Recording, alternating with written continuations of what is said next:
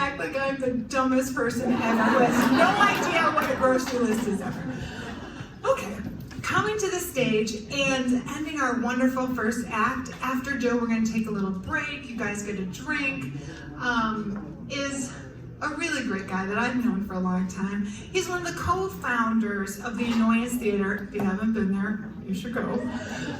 He's been performing and teaching improv and storytelling around the city, around the country, and around the world, easily, right? Yeah. Yeah, I'd say so. The last 25 years plus. And please welcome to the stage, Joe Bell.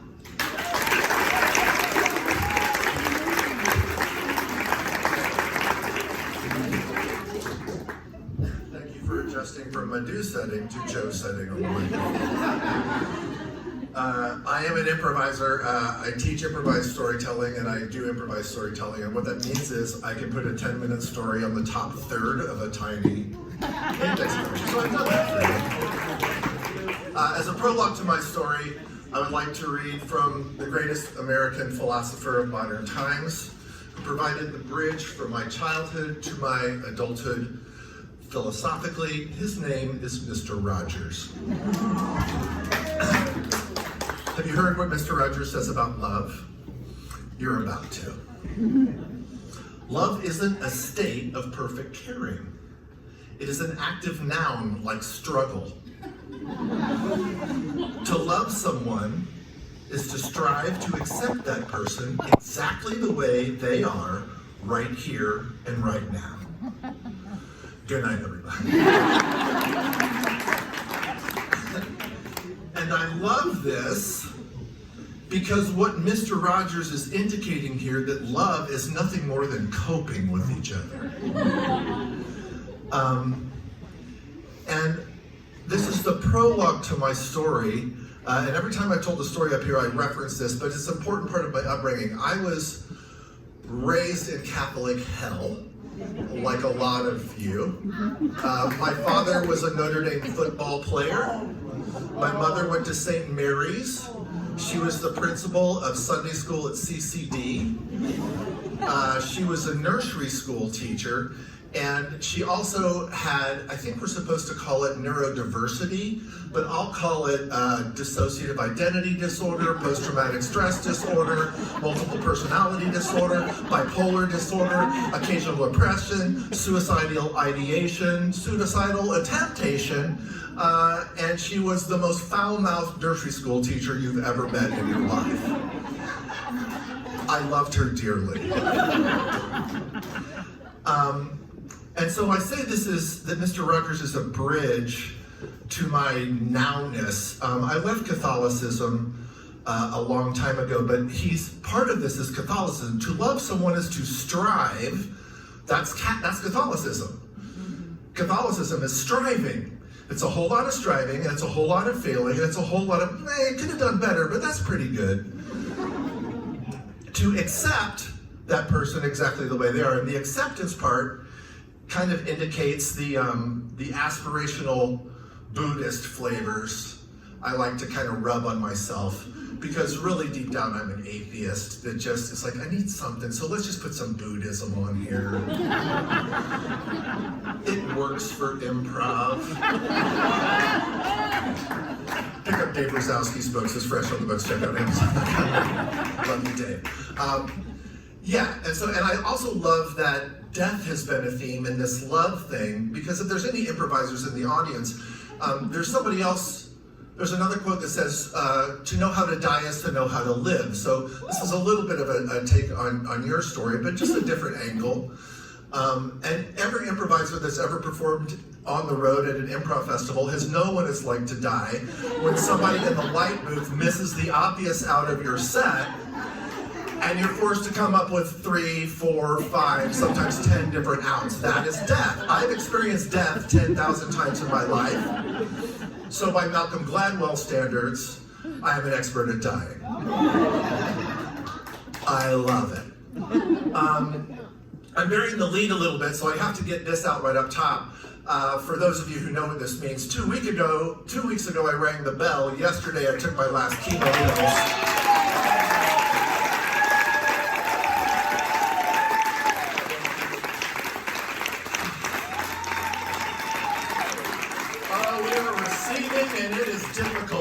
That's what being Irish is. Thank you for that. Yeah, it's, I love death. So this will be a more upbeat take, the same take, but a more upbeat take, because to love death, really, according to Mr. Rogers, means you have to cope with death. And so for me, it's like, okay. But then, you know, like ladies when you're pregnant and then all of a sudden everybody's pregnant around you, or see pregnancy commercials? As soon as I found out I had cancer, it's like that commercial was on TV every freaking day 10 times. I'll never forget the time I had cancer. I found out I had cancer. Life stopped. No, it doesn't at all. It didn't stop for me. I'm from a cancer family. I went, oh, my turn. Oh, it's my turn to have cancer. Cool. And I found out because I had a colonoscopy too late. Get your colonoscopies, or you know what? Don't.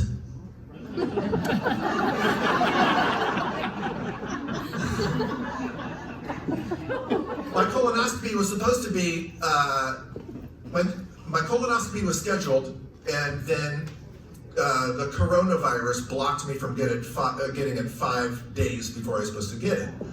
2 years later, I get the colonoscopy. The doctor walks in the room, bad improviser. I can read his subtext on his face. I'm like, I got cancer. Okay, well, we're gonna biopsy this, and instead of doing the 72 hours notification, we're gonna notify you tomorrow. You can just say, I have cancer, I'm good, I'm cool with it. Well, we're just gonna make sure we're fine.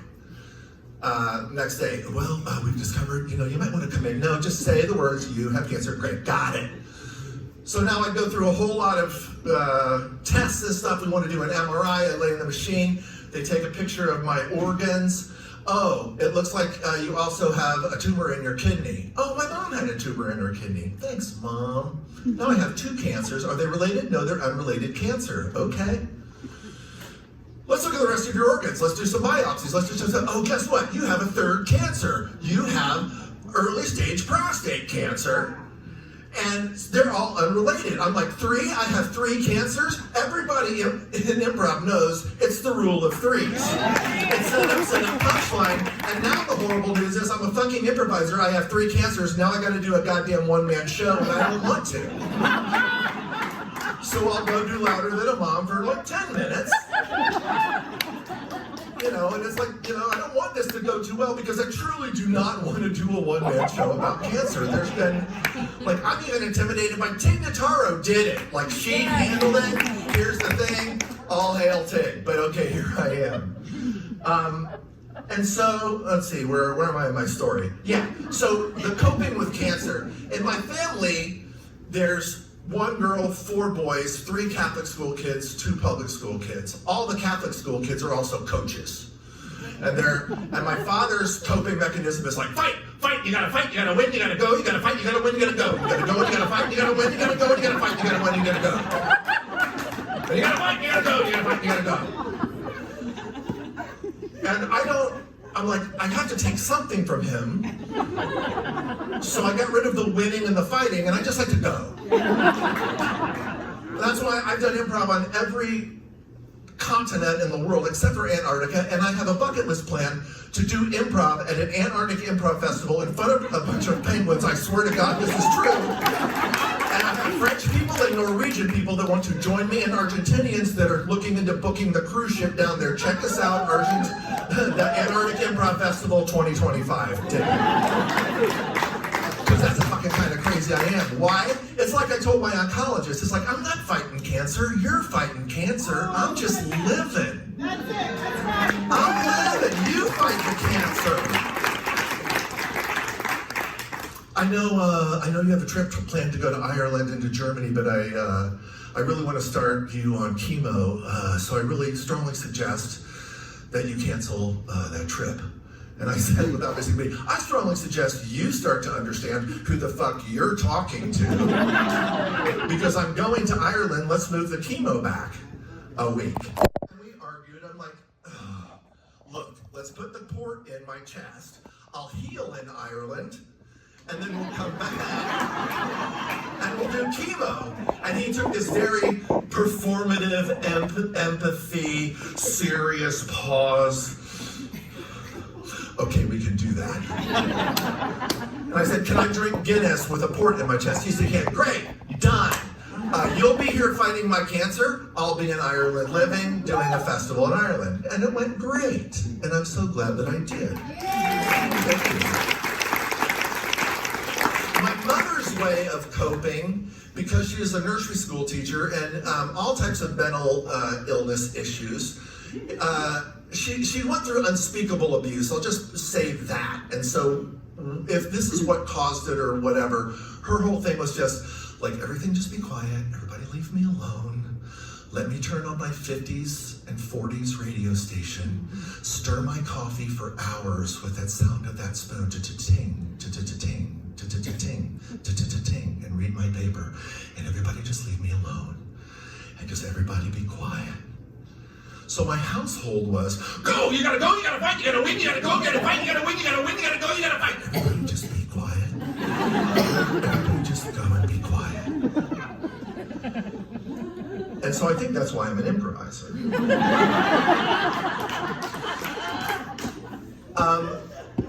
I also hate atheists that are smug, loud men who have mommy issues. Because I think there's room for everybody. And so be religious.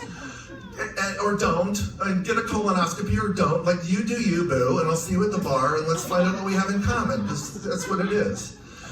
But I realized on morphine, I'm in the hospital, I wake up after 8.5 hours of surgery, I gave a kidney, they snipped some colon, they reattached the colon, I wake up, and now there's a nurse at the end of my bed with that board that's like, here's your drugs, and here's your nurse's name, and here's everything, and on the bottom of this board is this insidious metric of smiley faces to frowny faces. Clap if you've seen this in the hospital. And I don't have a pen, but the nurse comes in, so now I've come to, I'm on morphine, I'm having a pretty good time. This is a whole separate story, but here's how I knew I'm at least an amateur Buddhist. She goes, these are the faces that show the level of pain that you have. This is 0, notice there's a smiley face. And then 2, a little less smiley. And then 4, kind of neutral, 6 kind of neutral, 7, sad face. 8, sad face, 10, sad face with tears.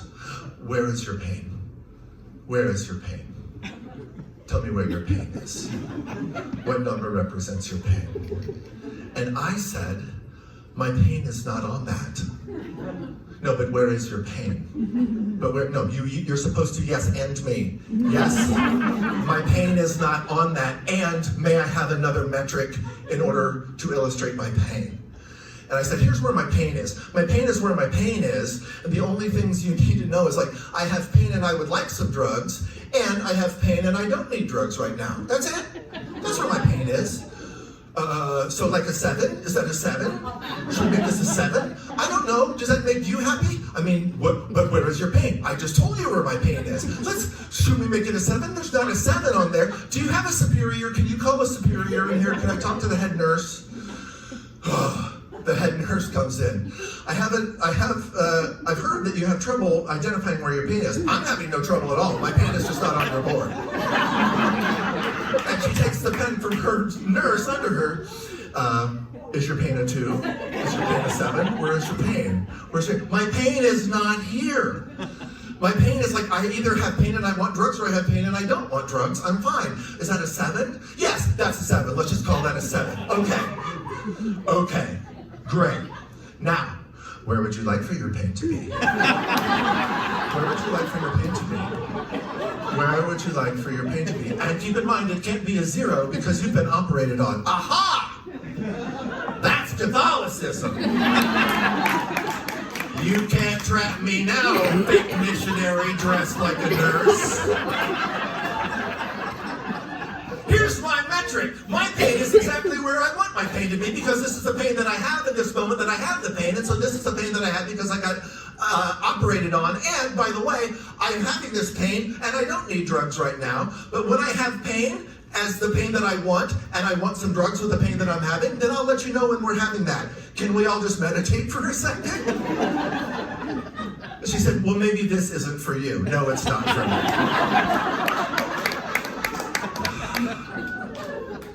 So I was curious about where all this is, and I just wanted everybody out of the room. I'm like, I think this is kind of like my mom, and this is where I'll close the story. So I'm jumping now. No, I'm jumping back in time, and this is, I'm reined in LaGuardia Airport. My mother has been fighting cancer for 12 years. She finally has a good day in the hospital, so she can breathe. And the coaches have all been around her bed. Come on, Gracie, you gotta keep fighting, you gotta keep fighting, you gotta win, you gotta go, you gotta fight, you gotta win, you gotta whoa, you gotta fight, you gotta win.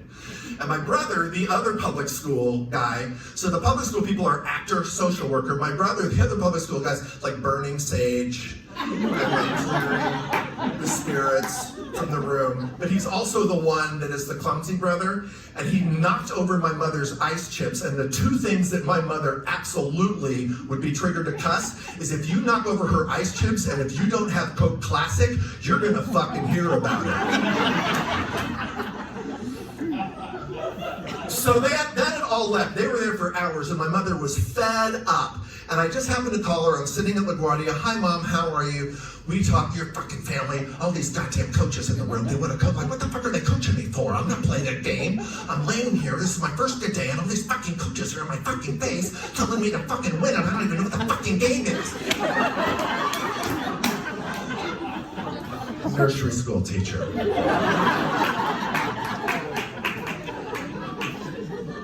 So as I did when I was a child, I took her away from there and we entered into what I call my mother's magical fairyland. And we start talking about the family history and the Irish and the saints that do and don't exist. And we go to this magical Narnia world. And it's like my mother, like my niece who eulogized her, Granny Grace. Who never let facts get in the way of a good story. So for an hour, I'm living in this world of make-believe with my mother, and we both know without saying it, it's the last time we're gonna talk.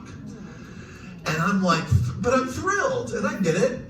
Like, oh, but I'm like, oh, this is it. And I'm that guy. It's like, I still got, let's go. Let's just like extend the story like as long as we can. But the story comes to a natural end. And just like improv shows, we know when the show's over, we gotta go. And we laugh, it ended on a big laugh. My family calls me Dollar, that's my nickname. And it's a ha ha ha, ha. And my mother settles and she goes, you know, Dollar,